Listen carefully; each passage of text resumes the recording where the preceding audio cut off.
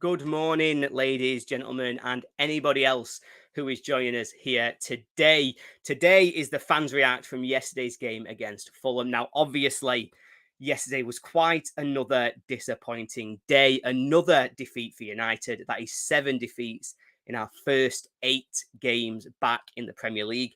There were some bright spots. I mean, we did manage to see a goal, albeit an own goal that, was a little bit lucky, but it's still nice to say that we at least did put the ball in the back of the net after going quite a long time since we had last managed to do that.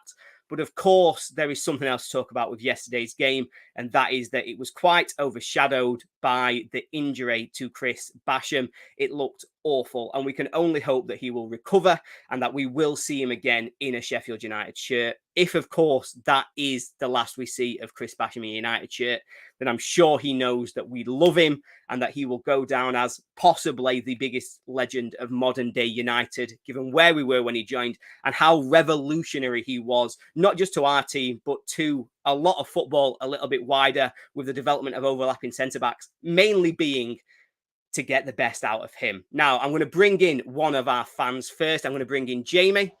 Jamie, welcome to the channel. How are you doing? I'm good, thank you. Could be better, could be worse. Yeah, indeed. I think that sums up just about everybody when they have to talk about United at the minute. If it's okay, we will just continue that chat on Basham just for a little while. What are your thoughts, obviously, on that horrible injury you picked up yesterday? So when I saw it first, I thought probably just twisted it a bit, it'll be fine. And then I saw it flopping, and then I saw screenshots of his bone or something sticking out, and I thought, yeah, he's not coming back from that either at all because of his age or anytime soon.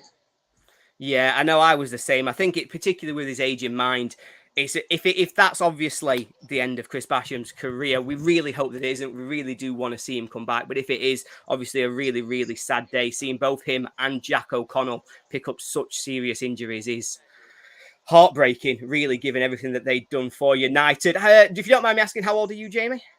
17. 17. Chris Basham, biggest Sheffield United legend of your time, do you think? Or are you giving it Billy over him? I think it's close because they've both been like the biggest players of the era. I started supporting United because of my stepdad in like 2016. They were there from the start. They were always fan favourites, but I think probably it's hard to say, but I think probably Billy slightly because he's a fan of the club and he's always been there. Yeah, of course, and I completely get that. But it's just the fact that he's being mentioned.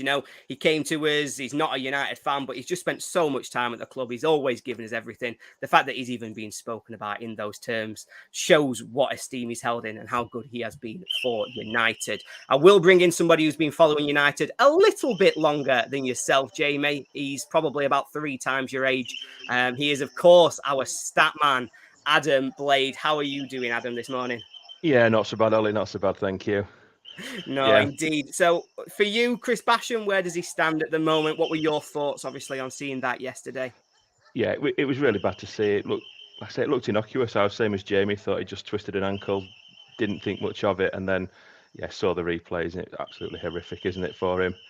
I mean, let's not forget this guy's near on 400 games for Sheffield United from his debut against Bristol City back in 2014. I mean, he's an absolute stalwart. And in the last 2 or 3 years, he hasn't played as much as what he'd done previously, but he always steps in. He always gives it his best, and he wears the heart on the sleeve, which is what we've been crying out for in Sheffield United this season. So I hope it's not the end for him, but it doesn't look good, does it? No, completely agree. And obviously, for him, if it is, he was captain yesterday. Obviously, he's the vice captain at the club at the moment without John Egan. And obviously, with this injury, it does beg the question of who we think might be next in line. Obviously, Egan, we've heard, is going to be out for a little while. Hecky confirmed that yesterday. Basham, it looks like, will be out for a significant period of time. Who would your choice be, Adam, for next in line for wearing the armband? I think we maybe expect it to be Norwood. Yeah, I mean, Norwood's an option, but Norwood hasn't always started this season. Ollie McBurney, I know, has been touted about as a future captain. He's got that fire in his belly. Would he be the man to do it? Do I like centre forwards being captains? No, personally, I think it should be someone at the back. I just think, definitely somebody in the middle of the park who can actually shout and get at them. McBurney, for the role he's playing for the team, he'll be up front. Is he going to be coming back and, shouting at the players and getting what we need out of them? We need a really strong leader. We need a vocal leader. I think that's one thing we have been missing is a real vocal captain, because that drives Sheffield United forward to galvanise it when it isn't going well. We saw yesterday, second goal went in, heads go down again, and that's what really is disappointing to see. It's like we've come back once, okay, it's 2-1, there's not long left, but let's have a go, not heads down, here we go again, are we going to get beat? And the third was, somewhat inevitable. But yeah, we need possibly McBurney, but Trusty on his showing yesterday, I know he's new to the club. It might be a bit out there as a captain, but he certainly looked to be marshalling the back line quite well. One game and in as captain. Now that would be quite the ascension for Austin Trusty, particularly after maybe cementing himself in the team yesterday. Where do you stand, Jamie? Have you got thoughts on who you think could make a good captain for United? So I just think either McBurney or George Baldock would be really good captains. Yes. Vice captain as well for as one that don't get it. I think Egan's a terrible pick. As much as he were vice captain, and I love the guy. I never see it unless it's something that's that good in the dressing room. Sorry, I just can't see him being captain. I see it a little bit with Norwood just because he's sort of like been there a little bit. Same with Basham, he's been there that long, but Egan, he's been there at the same time as Baldock. You just never see on pitch really that much. Whereas Baldock's always getting fans going, McBurney, he's leading the striking and midfield. I think both of them would be good choices. I think that shout from Baldock actually is a fantastic choice. Obviously out injured at the moment, but hopefully we will see him back soon. I know that Blades Ramble, I've already seen him in the chat. He was very vocal for trying to support Baldock to be our captain as well when I spoke to him earlier this week. So I will bring in our final guest for today. Riley, welcome to the channel. How are you doing this morning? Not bad. Not bad, which is surprising after performance yesterday, but no, I'm not bad. No, indeed, that seems the way. Where are you landing on some of that captain chat? Obviously, we've got the injuries. Do you think Baldock, or have you got another shout for us? Well, I think the only right choice, to deputise, Egan and Basham are both injured, would be Norwood, to be honest. Whenever you watch games, Norwood's always vocal. He's commanding things around him. He's telling people what to do. And I think that kind of influence, it's clear to see what he has over other players. And players will listen to Norwood, I think. Yeah, no, I do agree. I think seniority, obviously Norwood does seem to get the nod there, but I think Baldock, for me, does probably just about an edgy it, because I do think his passion on the pitch really does make a difference, and I think we've seen how important he can be this season. But let's get into the game a little bit from yesterday, and I want to start with you on this one, Riley, because I saw you tweet out yesterday, and if anybody doesn't follow Riley, we will put his @ in the comments. We'll put the @ for everybody so that you can find them and follow them if you enjoy what you hear today. But Riley, you put out yesterday, I think it was Fulham's second highest possession of the season so far, their most shots in a game this season so far, their highest XG4 in a game this season so far, their most big chances created, their least shots against, their least XG conceded. Why do you think it was so easy for Fulham yesterday against United? What do you see as going wrong in the way that we're trying to play that gives teams like Fulham, who haven't been particularly good this season, such an easy ride? I just think we were a bit careless in possession at times. We were getting ball away on halfway line and in a zone off way too much. And when you get ball away in them types of areas, you can't really act surprised when something comes from it. It's just sort of like we're playing against ourselves at times. The amount of times we get ball away early on in build-up. Yeah, it's ridiculous, isn't it? And you're seeing it time and time again. I think it was the second goal. Obviously, it's a fluke the way that it's gone in. But giving the ball away on the edge of our box like that, I think it was Archer, is criminal. We've got to find a way to cut out those kind of mistakes. Let me come to yourself, Adam, because I know you like to give us a positive spin on how these things are looking. But some of those stats for Fulham yesterday were quite damning. What do you see as being the biggest change that United is trying to make now that we need to try and impose ourselves on games more? Yeah, we need to get involved in games, and I think our hand is going to be forced. I know the 4 at the back debate is going to rumble on. Do we go to a 4? The amount of times we're losing people in defensive positions, our hand may be forced to actually do that now. With Austin Trusty, we didn't play him at the start of the season because we wanted him to be the left centre back. Unfortunately, after Bash's injury, he moves away from that position straight away. So we're already square peg round holes, aren't we? So, yeah. I think we may be forced into going to a 4. The only positive is, and this is a positive, with one win, 3 points, all right, 2 or 3 goals on the goal difference behind Burnley, but one win puts us back. So we're not completely and utterly cut adrift. There's sort of 5 teams in it. It's 3 from 5, how it's looking at the moment. So although it's downbeat, 1 point from 8, it's absolutely shocking. We should be ahead of that at this stage of the season. One win, and dare I say, against a Manchester United team, and people will laugh me out of town for saying this, but Manchester United is an opportunity to pick something up at Bramall Lane. And after the last game at Bramall Lane, boy, do we need to fight back and show some mettle. Yeah, completely agree. I think having 2 away games after that last game at Bramall Lane, we don't need to reference what it was, but I think after that game, obviously, it'd be really good to get us back at Bramall Lane, try and get the fans up, get us behind them, and try and force something. I think a big game like Manchester United as well should hopefully bring the fans in. We'll see that kind of atmosphere that we saw against Manchester City, because I do think that made a real difference. Jamie, obviously, we referenced a little bit there from Adam about the flat back 4. Is that something you can see happening? Do you think it'd be worth us trying that out? Or do you think we need to stick true to the system that's got us this far? I think if we're going to try it out, do it Arsenal, because at this rate, we're not even going to get anywhere close to them looking at last home game. But I think if we're going to do it, because we need to, because we've got that many midfielders on the bench. We've got Slimane, Davis when he's up to full speed at least. We've got quite a few on bench. I mean, we've got McAtee as well who weren't there. It was quite a good attacking threat. I think if we were to do it, you'd probably want to be, because it's difficult with the fact that we've got Robinson, who's been undroppable near enough this season, and Nel, who's been on and off, but he's really good attacking, and then Trusty, who had a great game, but then the fullbacks have been off, so do you put Trusty at left back, and then you've got Baldock coming back, so he'd probably replace Bogle, and then you put probably Davis and, I don't know, Sousa at CDMs, and then McAtee and Hamer at double, and then keep the same strike force. But at the same time, Archer's been off, apart from Everton game.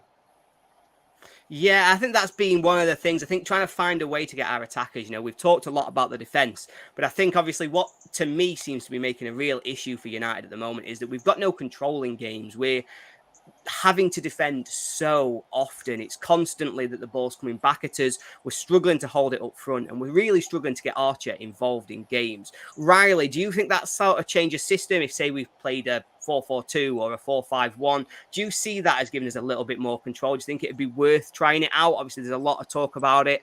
I will put up the conversation as well from Blades Ramble, who's given us a suggestion for who he thinks could play in the 4 at the back. What are your thoughts, Riley?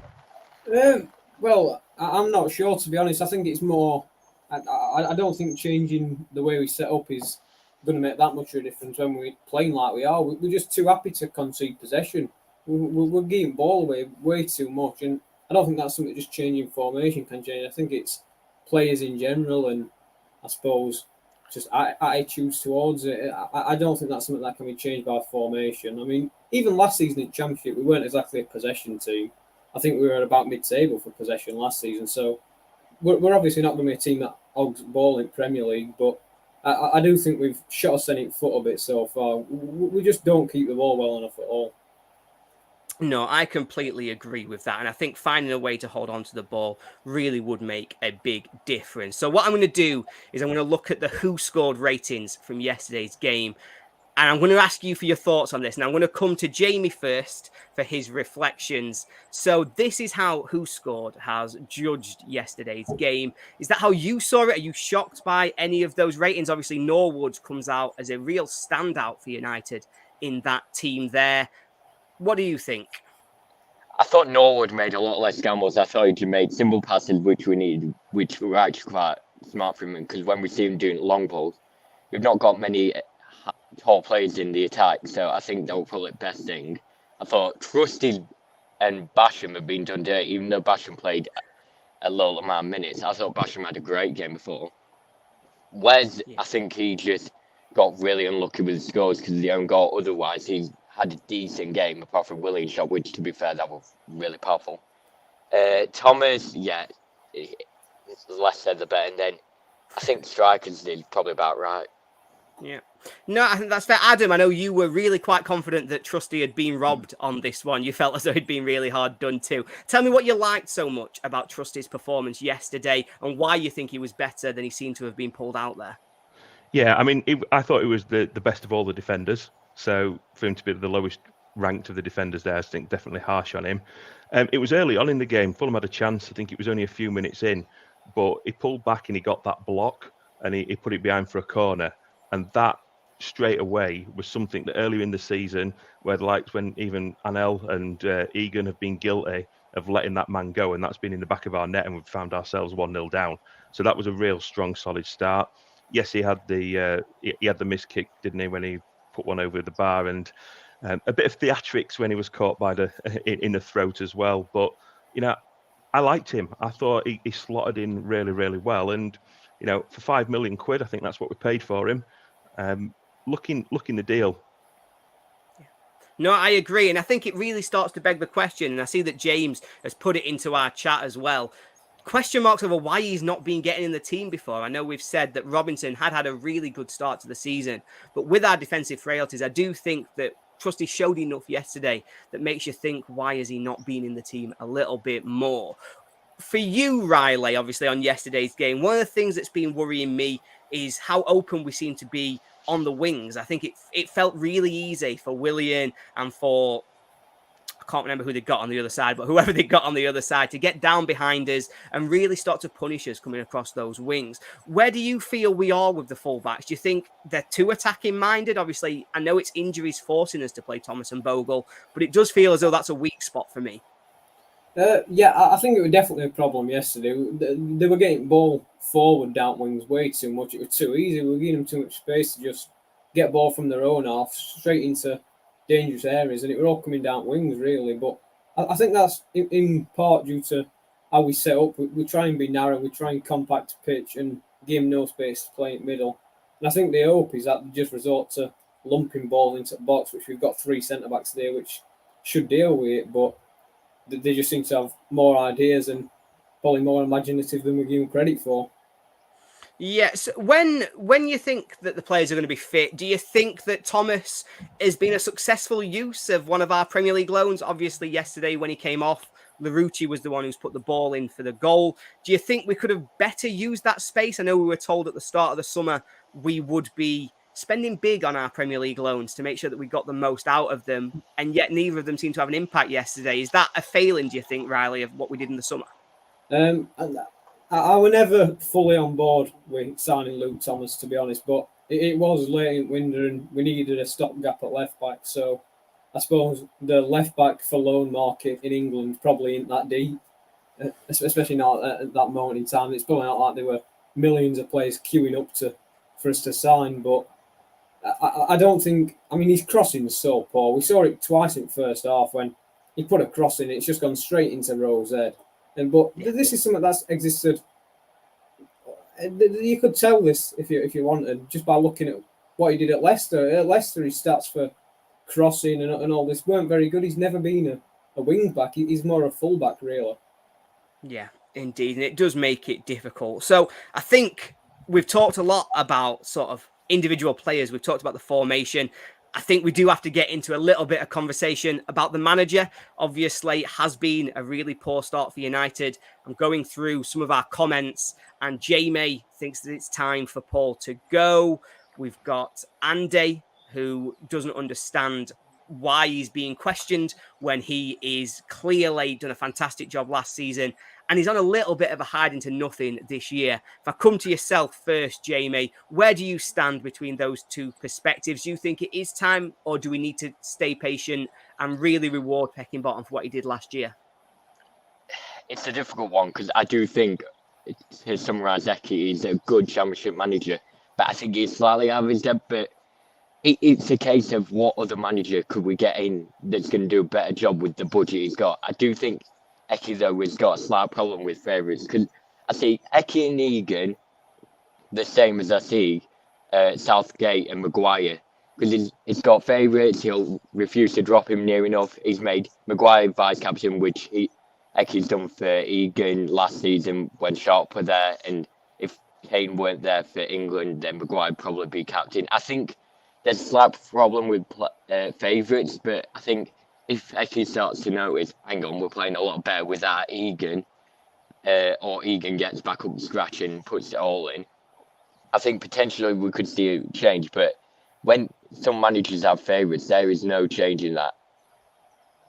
And I think that's the thing. We're seeing a lot of calls for change in how we start to approach games. Obviously, there is a lack of plan B, which is something we've seen with United before. But Adam, where do you stand? Are you still firmly Heckian? I know you've always been a big supporter of the work he's done at United. I am, and I get a lot of stick for it, and I understand the calls for change. Don't get me wrong. We know what we're not performing, and we're looking for a new manager bounce. But realistically, who is going to come in? That is the big question. What are we going to get out of a new manager coming in? We've got the same personnel, so then it looks at Hecky's tactics. The big thing that lets him down is substitutions. Crying out loud for him to make changes, but then he makes them as one or two and then loses the opportunity. Like yesterday, prime example, brings Brewster on as his third occasion of using a substitution. He can't bring Len Slimani on. So it's just a lack of awareness sometimes, just sort of gets carried away with it. But, look, he's brought us from the Championship. We're all absolutely delighted. Look, let's be honest, we got promoted ahead of schedule last season. He's come in. We knew this season was going to be tough. We knew it was going to be difficult. We've got 1 point from 8 games. What manager is going to come in and want a relegation on their CV, which, let's be honest, is potentially what it's looking at? Is Hecky the man to bring us back up next season? I think that's the longer term thinking we need to think about. So for now, I would say keep him. But, there does come a point, the longer it goes without a win, it becomes harder and harder and harder. Is he going to get to 19, 20 games like Chris Wilder did without that win? People laugh and talk about it, but we're heading down that road again. But everyone who wants Wilder back, Chris Wilder did the same, 19 games without a win. So why would we want him back? Yes, he was great. He was a legend for the club, don't get me wrong. I'm not saying, but I really don't think that's the answer either. And I can't give you another name. So for me, stick with it for now. Give it another month. Let's see what happens. No, that makes sense. Where do you stand on that one, Riley? How do you stand on what Adam had said there? Well, for me, it's a really tough one because obviously Eki's done a fantastic job since he's come in. I think getting promoted last season with all the off-field issues and everything that went on around club. I mean, we've not been in a good financial state for quite a while now. We had training pitches being unusable in winter, and he managed to get club connected with fans. And I mean, that's always something. That's what Wilder did, and that's always something you love when a manager gets that kind of atmosphere around club. And we were playing some good football last season. I think there's been a bit of revisionism, really. People saying that we didn't really play good football last season and we got lucky with players we had. And I don't agree with that. I mean, just see it there. But I don't agree that it were just players that carried us. I think we did play some good football last season. But this season, it's been, especially yesterday, we looked devoid of ideas, really. And I was saying after, what last game before this one? West Ham, weren't it? Yeah, West Ham. And I was saying after that one, if we don't get something against Fulham, you've really got to look at getting a new manager in. But I was so confident we would get something against Fulham because I really don't rate them. I don't think they're a good team at all. And I thought we'd nailed on to get something. But now we've lost that game. It's a bit like, wow, we're getting into dangerous territory now. 1.8 games. It's not looking good. No, and it's really not looking good. And I think this is the point, isn't it? And you start to think about that running out of time. I think it was some stats that you did last week, Adam, when you'd looked at how many games we've got left. And we need something like 1.5 points a game from the realistic games to even get a competitive total that might keep us up. Do you still think that's the case? Do you still think it's going to be a 35, 37? Or do you think 30 points could be enough for us this year? Where do you think we need to get to? I don't think 30 will be enough. I mean, I based that on 38. 38 pretty much sees you safe in every Premier League season. So taking out the games against the alleged big guns where you're not going to get much, it was looking at nearly, point and a half a game. And it's definitely at that after defeat yesterday. Because yesterday is one of those games you really want to get something out of. We're struggling. We are struggling. I get that time is running out. We need to get it. But are we just going? I don't want us to die down and just accept relegation, a bit like we did last time. Don't accept it. Put a bit of fight there. But it's 3 teams from 5. It is a 5-team league. I saw a comment earlier saying it is a 5-team league. That's what it is. And the top 2 out of those 5 stay in the Premier League. So despite how bleak it looks at the moment, like I said, 3 points, we're at the top of that relegation zone again. We can't afford any really hefty defeats like we had against Newcastle, because that could be costly. Just the absolute sheer volume that it's 8. That's almost like 3 defeats or 4 defeats for some teams. What we've seen from the Blades previously, we've lost, but we haven't lost big. So, I mean, that could really be critical. But for me, it's when we get that first win and how we go. Can we go on a run? Can we get 2 or 3 wins out of 5 or 6 games? Let's be realistic. Can we pick up 10 points out of 18 and, give ourselves a chance of something? We've got games coming up that are very winnable. Man United, okay. I said maybe we could hope for something. Arsenal away, forget it. We're not going to get much. We want to come out of Arsenal, damage limitation the way they're playing at the moment. But we've got Wolves to come. We've got Bournemouth to come. We've got multiple winnable games. We've got Luton to play twice. So it's not completely out of the woods yet. But yeah, it's looking bleak. Yeah, no, I completely agree. So let me come back to you, Jamie, and let me talk to you a little bit about the ownership situation at United. Because obviously, one of the things that the fans have referenced, and I've got a couple of comments here with James saying here that Hecky's done a good job with no help from above. We've got Denise who's come in to say that changing managers doesn't change the fact that we've not got any money for players who can come in and hit the ground. How much do you think what happened over the summer, obviously losing Ndiaye and Berger, I know that we have replaced them, but do you still see that as being Hecky's really being given a shorthand to play with? Or do you think with the signings, he should be doing better? So I think with Ndiaye, there was no saying that. He wanted to go Marseille, and the last thing the club wants is an unhappy player. Berger, I think, is one of the most overrated players I've ever seen play for United. I think Aima is a miles better player, and I think if we can get more attacking, then I think money worth. But I think with ownership, he's a smart owner. He knows how to run a club and everything. Maybe not with United will, but the way he spent and the way he tried to keep players. I've heard from some long-term United fans saying, "Oh yeah, old owners they just get rid of their best players, especially like Barnsley and all that. They do it all the time." But the way the owner has run the club most of the time, he's been smart about it. He just didn't have the money. So I think selling the club is going to be key, especially before January, if that were to happen. But I want to see Prince Abdullah stay within the club because he knows the way it runs and everything. He knows how to spend smart and keep players. But then there's also the contract situation. I think you need to hurry up a bit with it. Yeah. But I think overall, keep Prince Abdullah some way in the club, even if it's just like advise as a summit. But we do need a new owner as soon as possible, just because when you've got players that have got contracts running out this season, I think that's when you need to get in. But to answer your question overall, I think because with Ndiaye, you couldn't really do all. So I think what Hecky's had with his resources being the fact they both left late in the window, I think he's done a decent enough job. But again, it's a difficult one because you've got also fit players that would work in our system, which is very few. Yeah, no, I think that's exactly it. And it's that kind of timing to see how we develop. Where are you thinking, Riley? So I've got United's next fixtures up on the screen next to me. We've got Manchester United at home, Arsenal away, and then we have a run of Wolves at home, Brighton away, Bournemouth at home, Burnley away. There, our next 6 takes us into December at that point.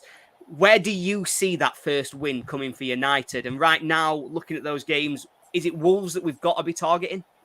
I mean, I can't say with confidence that we're going to win any of them games, to be honest, based on what we've seen this season. But I think, to be honest, I agree with what Adam said. I think Man United's a completely winnable game at the moment. I think all they've shown this season is that they've got the quality of a bottom half side. And I don't think I'm over-exaggerating when I say that. Teams, only reason Man United are getting points this season is because teams still approach it with mentality that they're playing Man United. But I think if you go at them with no fear, you can easily get some off Man United this season. Just look how poor they've been in some of the games. I mean, they've rescued a win against Brentford yesterday, which 2 stoppage time goals. Just a bit fortunate, really. Before that, it was a bit of a note game. Brentford took their chance. But I think Man United's a winnable game as any. Obviously, Arsenal, we've got no chance. But we can hope. We're putting a good showing against City, so we can hope that we can do something similar. I think Bournemouth's about where you...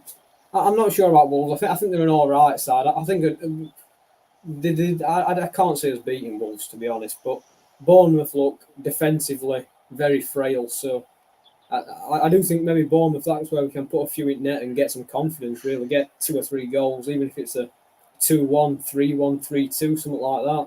Even if it's a narrow victory, just score a few goals, because they do look very defensively weak, Bournemouth. I thought they'd be much better than they have been, but they've looked quite poor, really. I think Brighton will absolutely hammer us. I was quite happy in Cup last season when we drew City rather than Brighton. I think Brighton would have ripped us to shreds. But obviously Burnley, who knows? We beat them 5-2 last season, but then lost at their place. Obviously, red card to Wes means it weren't really a proper game. You never know. But we seem to match up quite well against Burnley, so holding out hope for that one. No, I think that makes sense. And I think you're right. I think in there's some that we will look to target. You're right. With Wolves, obviously, they've gone and beaten Manchester City. So let's not exactly start to look at them as being a gimme of a win. Jamie, which one do you think most realistically comes to our winning there? Do you agree with Riley that Bournemouth is definitely one that we've got to be targeting? I think Wolves, we're going to struggle because they, even though they've not got the results, they've been really good, especially against Liverpool. They barely lost Liverpool. I know you can say the same thing about us with like Tottenham and all them, but we've not looked as good, whereas Wolves have been consistently good because of Gary O'Neill, who left Bournemouth, and now Bournemouth, I get that they've like got the points where they need to, but they've still not won, I'm pretty sure. No. Unless they, yeah. No, they've not And won then, yet. They got battered by Everton yesterday. yeah, and we nearly drew to Everton with them and nearly beat them with a Pickford wonder save. So I think Bournemouth is probably our best chance along with Man U. Wolves, I just can't see it with Wolves. I think Wolves have been really good, but then you've got other teams that we've got. We've got Man U, Arsenal, Wolves, Brighton, Bournemouth, Burnley. Yeah, as Riley said, Brighton, no chance. I think Burnley is a really good chance because Burnley are worse than last season, especially with Nathan Teller gone. Because we've got Luton Boxing Day as well. I know that's been advanced, but you need to look ahead for anything we could get. And I think with Boxing Day always being a good atmosphere, I think that one could be a good chance. No, I agree. And I think it's exactly those games, particularly at Bramall Lane, that we've got to be targeting. And they are entirely where we need to start seeing the points. Now, there's a few comments that have come in just in the last couple of minutes, Adam, that I'd just like us to have a look at and just to see where we think. Because particularly from Rifat, he's made one particularly around Hecky's press conference that he put forward yesterday, where I think Hecky had come out and said that until the second goal, United had looked comfortable and that we were actually quite well in the game, and that it's a silly mistake on the edge of the box that's cost us. Do you agree with that? Was that your reflection of the game? I know I think it was Carla Saba had come out and said that he just completely didn't recognise the game that Heckingbottom was talking about. Do you think that's him trying to protect the players a little bit? What do you think on that from yesterday? Yeah, I think he was trying to protect the players. To say we're comfortable in the game, no. We at no point were we comfortable in the game. But at 1-1, you're in a game. Absolutely. Of course you are. So I think that's a perfectly valid comment that we were in the game at 1-1. But no, we weren't comfortable. But Hecky comes out and speaks. He does look to protect his players. He can't say what he wants to say because it gets him in bother, doesn't it? And do you come out and criticise a team that's already low on confidence? You know, looking at the man management side of things, you know, his choice of wording is probably not correct at times, but he's got to back his players. You can't come out and criticise players. You've got to back them, haven't you? That's his job as manager, to come out to the press and protect them. And I think he's handled himself well with the press generally. But yeah, his choice of words sometimes is not right. And to say we were comfortable in that game yesterday, completely off the mark with that comment. Yeah, completely agree, because it's certainly not the game I saw. What I would say is the one thing that worries me at the moment about United, it is that we've touched on it earlier on, but it's that creativity point. We've got no control through midfield, and we're just not able to look like we punish teams. I think I put out a tweet myself yesterday that said, whenever we come into games, we never look like we're going to score, and we always know that we're going to concede. I think is it, you'll correct me on this one, Adam, is it we've conceded 2+ goals 7 games in a row? Yep, conceded two or more goals in the league 7 games in a row, and we've conceded 7 goals in the last 15 minutes of games this season as well. Yeah, and I mean, they are really concerning stats, aren't they? And I think it's particularly that point about the last 15 minutes of games, because Jamie, I'll come to you, where what is going wrong for us? Is it fitness? Why is it at the end of games that we can't hold on? Obviously, we would have had, and I've gone through and done the maths on this, we would have had a point against Forest, that's another one. We would have beaten Tottenham, so that's another 3. We would have got... We dropped 3 against Everton. 3 against Everton. It's just a few of those games where we could easily be sat here on 7 points without us having thrown away certain games in the last minute. What do you think's going wrong for us as we approach the end of games? I think it's a couple of things. First off, Dan Teke's style of play. I like it with the high press, but it is demanding on players. And when we've got this many players maybe that are injured, maybe something needs to change. I also think the new defence coach, who apparently came from Cardiff for us, I think he's one of the main problems. And we saw how Cardiff were last season defending. They were shocking. So I don't know why we brought him in. And then, because if he's the main one that's teaching defenders, like, way to go about things, if we're having him teach them how to look after 90th minute goals, we've got no chance. Cardiff went down and then they sacked him, and I don't blame them. But, like, we're not going to get all if we keep him. I think if we're going to change something with, like, the managerial side, don't get rid of Eki, get rid of that defensive coach, and either don't have one, because we were fine before, or get a new one in that's half decent. No, I think that is an interesting point about the impact that Hudson's had. I thought we were actually a really good defensive team last season. I thought whenever we were under pressure, we stood up to it. I thought it was the one thing that I was confident about United coming into this year, was that we will be able to defend, we will be strong, and teams will find it hard to play through us. Riley, where do you stand on that? Do you think it is down to Mark Hudson that's sort of affected that defensive position, or do you think it's just better players are exposing some of our limitations? Well, I think it's a bit of both, but I think what you were just saying then is absolutely spot on about you. I was confident that we'd be good defensively this season. I remember after Preston game, final game of the season, I think final home game, weren't it? We were walking out, and I said I think we'll stay up next season. I said I think keeping clean sheets is harder than scoring goals in Premier League. That was my take on it, and I thought we had a solid enough structure. We could keep enough clean sheets, get enough 1-0s, 0-0s, and eventually points would add up, but it seems like that's just completely gone out of window. We're not that defensively solid team anymore. But I think the late goals thing is not really anything in itself. It's just the fact that we're under a storm, really, a chances all match. So it's bound to come eventually. It just might take teams 75, 80 minutes to break us down. But it's inevitable that we're going to concede. So it has to come at some point. I think that's just a result of us sitting back, sitting deep, defending, compacting all the spaces, and then eventually the team finds a breakthrough. I don't think it's a mentality thing or like that. I think it's just that we concede that many chances, and some of them are obviously going to be in the last few minutes. But we have got a lot weaker defensively this season from last season. But like you say, it's a big step up from Championship to Premier League.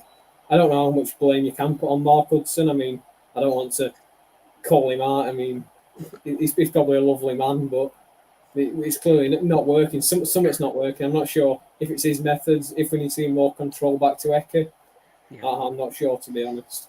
No, for what it's worth, Mark Hudson is a really lovely man, and he did a really, really nice tweet last year with his family when he'd been sacked at Cardiff. So yeah, certainly I would echo that, Riley. So the last one, and we'll just come for one last question, and we will go around the houses with one for everybody. We'll start with yourself, Adam, because one of our viewers is desperate to talk to you about what you said previously about Heke and his role in press conferences. And Rifat has asked, how long do you keep putting an arm around players? At what point do they need a rocket? We've had calls out from a few other people as well. Bradley Marshall has said about us needing to start to outrun, outfight, and that we've really lost that sense of our play. Do you think Heke needs to start being a little bit more Warnock-esque in giving them a rocket to try and get that little bit of passion back into our play? That rocket comes within the dressing room, not in front of the press. That's the big difference. I'm not saying that Hecky shouldn't be giving them rockets. There's a few of them that should get somewhat of a telling off for their effort and performance, most definitely. But that's behind the dressing room door, and that's for Hecky to deal with the players. I always say it's a management team as well. Said before, Stuart McCall worked under Warnock, so Stuart knows what Warney was like with them. And yeah, we've all seen the YouTube videos of what Neil comes out with in the dressing room. But Macca should be getting into them.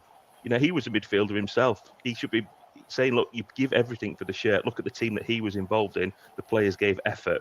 The one thing that we can forgive at Sheffield United is poor performance. We cannot forgive lack of effort. And that is all that we're asked for. Give it absolutely everything. Leave everything on the pitch. And if that's not good enough, so be it.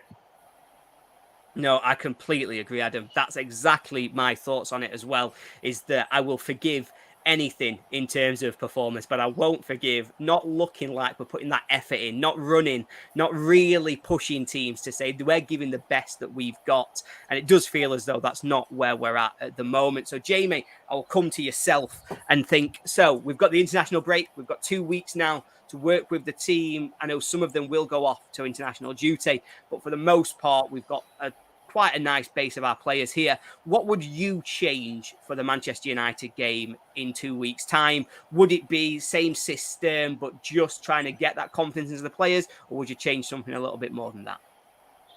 I think Eki needs to sort out the dressing room because something's clearly not right, especially with his losing like Sharp, who were massive voice in there. Much didn't play.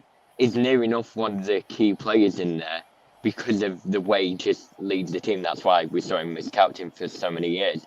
But I think if over the international break, I think this is where Heikki's going to be thinking, right, let's look at a plan B and a plan C and even a plan D.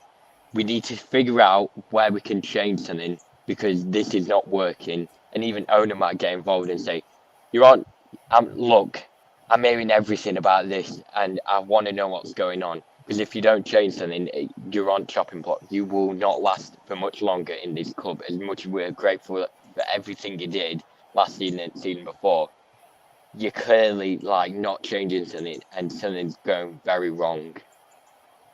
No, completely agree. And again, it's about instilling that confidence, isn't it? So, Riley, we've talked about needing confidence in the team.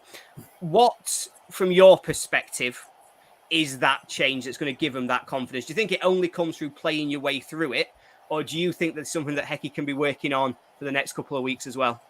I mean, I'm not in the dressing room, so I can't say what goes off. But I don't think there's out that we've done particularly wrong. I think the only way to get that confidence is to, like I said, just play through it, get some results, get some points on board, and really just gives that belief that we can compete. Because we can compete. I mean, we've been well in a lot of games this season. I mean, I don't think we were a really game yesterday, but it was 1-1. It were at that point, out can happen, and we could have definitely took 3 points, even if it would have been quite fortunate, really.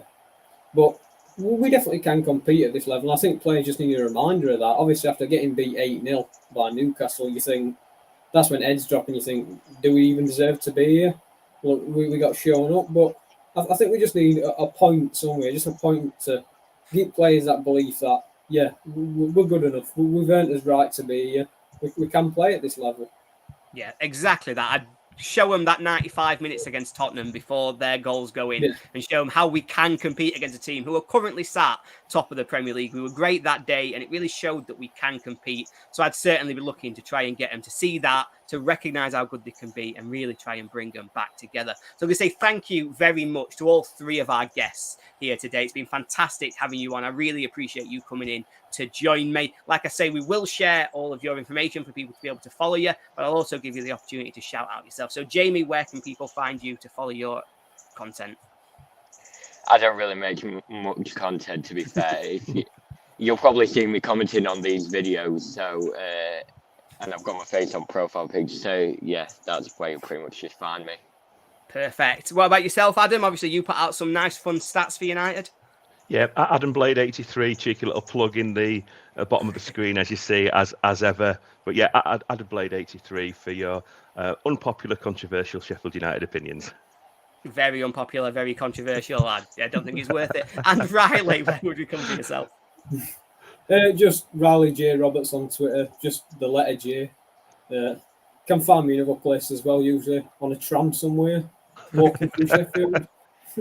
Perfect. I look forward to finding you randomly on a tram one day soon. So thank you very much, everyone, for joining us. Thank you, everybody in the comments as well, for joining in and helping us with the chat today. Do continue to leave your comments. And if you're enjoying these videos, please do let us know. Hopefully, the next time we're doing this, we'll be reflecting on a really convincing performance when we've beat Manchester United at Bramall Lane. I know that you'll all be as confident as that outcome as I am. Thanks very much, everybody. See you later. Cheers. Right. Cheers.